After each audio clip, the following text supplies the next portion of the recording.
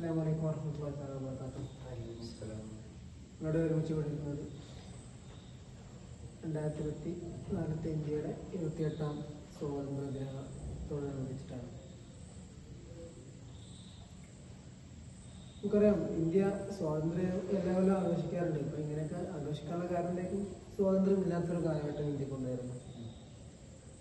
200 വർഷക്കാലം ബ്രിട്ടീഷിൽ നിന്ന് ഇവിടുന്ന് ഭൂപടത്തിൽ നോക്കി മനസ്സിലാവും. ഇത്രയും വലിയൊരു രാജ്യത്തിന് ചെറിയ ദ്വീപായിട്ടുള്ള ബ്രിട്ടീഷ് ഇങ്ങനെയൊക്കെയാണ് 200 വർഷക്കാലൊക്കെ ഭരിച്ചിട്ടുണ്ടാകും.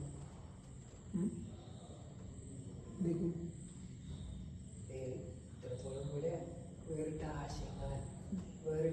പല ആശയങ്ങളാണ് ഇന്ത്യ ഭരണത്തിൽ നടപ്പിലാക്കി.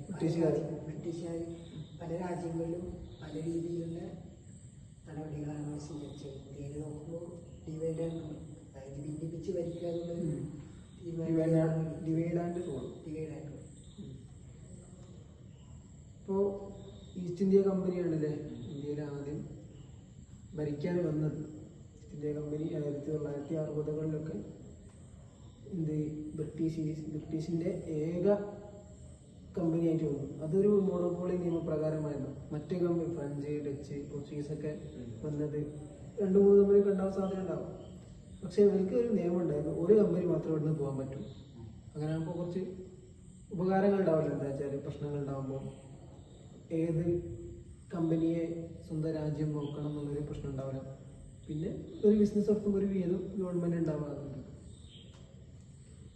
ബ്രിട്ടീഷ് ഈസ്റ്റ് ഇന്ത്യ കമ്പനി ഇന്ത്യയിലേക്ക് വന്നു, അവിടെ കച്ചവടം നടത്തി. പിന്നെ അവിടെ ഇടയിൽ വർഗീയത കാര്യങ്ങളൊക്കെ കൊണ്ടുവന്നു.